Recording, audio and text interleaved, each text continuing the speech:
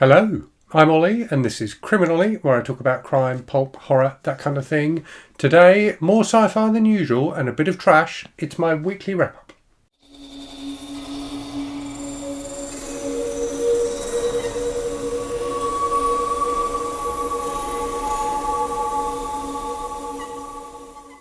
So 2 bits of housekeeping before we start. The first one is that this week obviously marks the start of Garbology, my annual reading event celebrating trashy books. This year for Garbology we published a trashy book of our own, Garbology, which is a collection of 34 short stories from a variety of different authors, expertly edited by Troy Traddap. So I now have, for the first time, a paper copy of the book in my hand. I've read all of the stories already. I was part of the selection process for the anthology.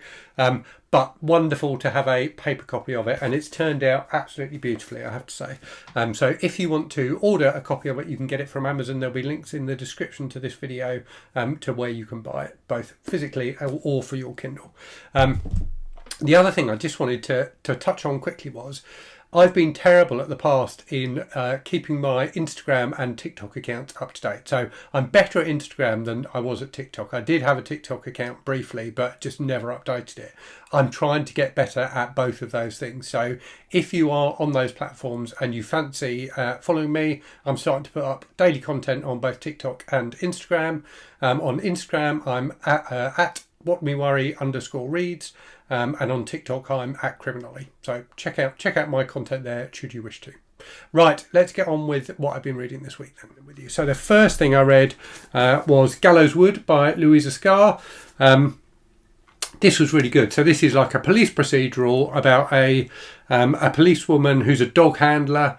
She was previously a detective, but there was a bit of a scandal and things like that. So she's ended up kind of getting demoted and being a dog handler, and starts investigating a series of bodies that are found in some local woods, which have a connection to something from her past, she suspects. Just a really solid police procedural. Really enjoyed it. Good kind of central mystery to it, but the way the dog and other dogs, but mainly her dog that she works with, were integrated into the story, I thought was really well done. So if you're a dog lover and a crime lover, I'd definitely check that out. After that, I read Hell's 8 by Stark Holborn, some science fiction. I really like Stark Holborn stuff. So they write a mix of kind of sci-fi and western. So they started out writing western, so I'm a huge fan of their first book, Nunslinger. But they've subsequently started doing these kind of sci-fi westerns as well. So this is the second in what's called the Factors series, I think it's called. The first one is Ten Low, which you can see on the shelf behind me there, which I read a few years ago and really enjoyed. So this is the second in that series, but you can, I think, read them out of order. Really enjoyable, just really solid kind of sci-fi action adventure, nice kind of western vibes to it. And there's just something enjoyable about Stark Holborn's books. I can't quite put my finger on it, but there's just a nice vibe to them, is the only way I can describe it. There's sort of a fun mix of kind of slightly gritty sci-fi, action, a bit of humour, but really good characters as well, and you come to care about the characters. So really enjoyed that one. After that then, I read a horror book, Letters to the Purple Satin Killer by Joshua Chaplinksy. So this comes out, I think it's just come out, or maybe, I think it came out 1st of August or around then. Really, really interesting book. So it's as the letter suggests, it's just a series of letters written to this guy who's known as the Purple Satin Killer, who's a serial killer who's in prison awaiting trial. So the letters are from a variety of people who have just heard about him, women who are romantically interested in him, people who are related to his victims, his mum. So just a wide range of people writing to him, and you get to know these characters through through their letters to him. What you never get is replies from him. So yeah, really, really interestingly done. Really interesting concept. And I thought Joshua Chaplinksy did a really, really good job of it. So if you like the sound of that, I definitely recommend that one as well.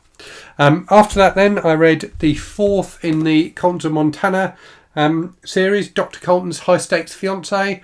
So doing this Colton's of Summer. I keep forgetting what it's called. It's not called the Coltons of Summer. Summer with the Coltons, I think it's called, which is a readathon organised by Sarah from the channel The Bookish Knitter. So this was another book in the Colton series. These are like romantic suspense novels. This one was like a second chance romance, so about a couple who had dated each other in high school and then like they split up very suddenly. The woman moved away. She's now come back to town, and like meets again the her childhood sweetheart, and naturally they rekindle that romance. A bit of suspense in it again, but like the other books in this series, and like a lot of romance suspense books, the suspense feels less important to the writer than romance, which I get, because this is like a Harlequin / Mills and Boon book. So I would have preferred a bit more on the suspense side of things, but the suspense there was still decent, and the romance was really nicely handled, so enjoyed that one. Next then, I read the third book in that Factor series by Stark Holborn, Ninth Life. So this one just came out very recently, like a week or so ago. So again, I really enjoyed this. It was a bit different to the previous two. So the previous two definitely have this kind of Western vibe. They're set in kind of desert areas and things like that.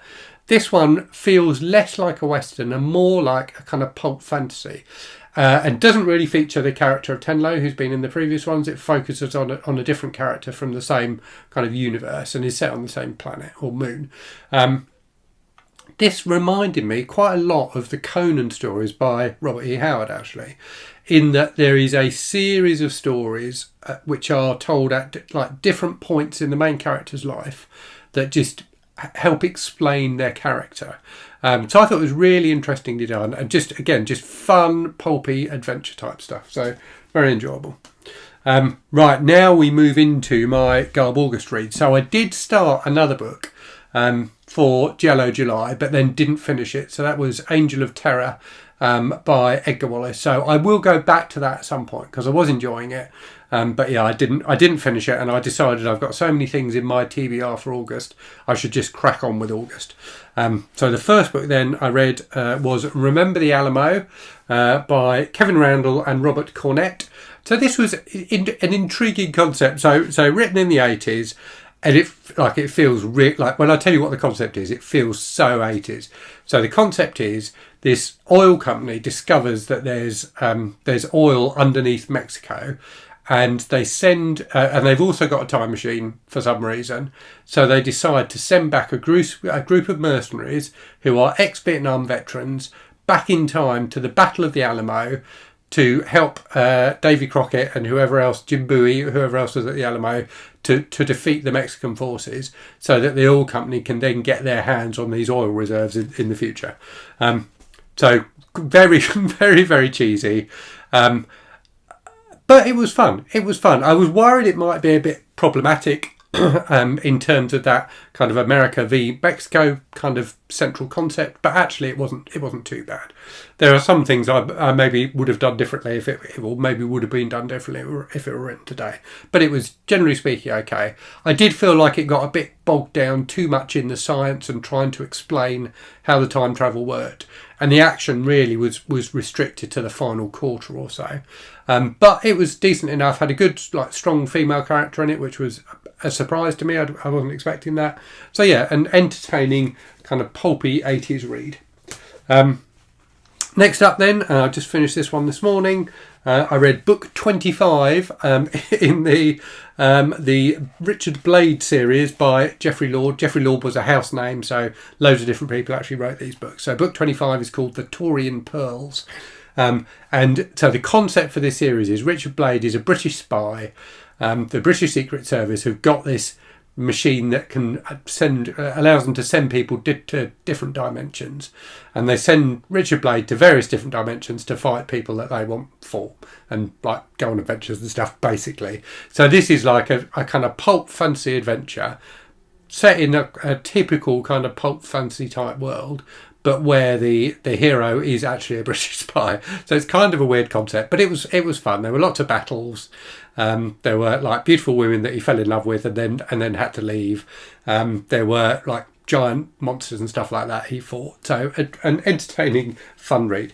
So I finished that this morning, and I'm now reading The Snake by John Godey, or Godey, I'm not sure how you pronounce his name. This is fun so far, so I'm about 50 pages in. The concept for this book is a giant snake gets brought back from Africa, I think, by a sailor who's like travelling around the world. He comes back to New York with this snake in a box, which he's lugging around New York one evening. He gets very drunk. He's walking through Central Park, he gets mugged and shot, and the snake escapes. So there is now a giant snake loose in Central Park, killing people basically. So, you know, who wouldn't enjoy a story with that concept? So yeah, definitely enjoyable so far. So yes, that's what I have been reading. Week 1 of Garbology, which we are in because it was like the second half of the week just gone, and all of next week is Anything Goes week. So I have a few other things I will definitely be getting to next week for Garbology. Hopefully you'll be taking part too. In terms of channel stuff then, so in the last week you've had my TBR for August, so all the things I'm hoping to read in August. There's a lot of books on there. I'm already behind where I need to be if I'm going to get them all read, so I don't expect to get through everything on that TBR. You've also had the Happy Garb August video with a host of people wishing you a Happy Garb August. You had my review of the books Go 10.3 e-reader, and also my review of the book Cabaret Macabre by Tom Mead, which came out in the week just gone. In the week ahead then, I'm going to do at least one book haul video. I've got a ton of books. I'm surrounded here by various piles of books that I haven't shown you on the channel yet that I need to show you. So I'm going to do either one massive book haul or maybe 2 separate book hauls. I'm going to do a wrap up for everything I read in July. I'm going to do my version of a video that Rachel from the Shades of Orange did on her channel the other day, which was great, which is I'm a bad booktuber. So talking about all the things I don't think I do very well on BookTube. You may well want to add some of your own in the comments. And then I'm going to do a review video as normal on Thursday. Probably it will be of Bury Your Gaze by Chuck Tingle this week.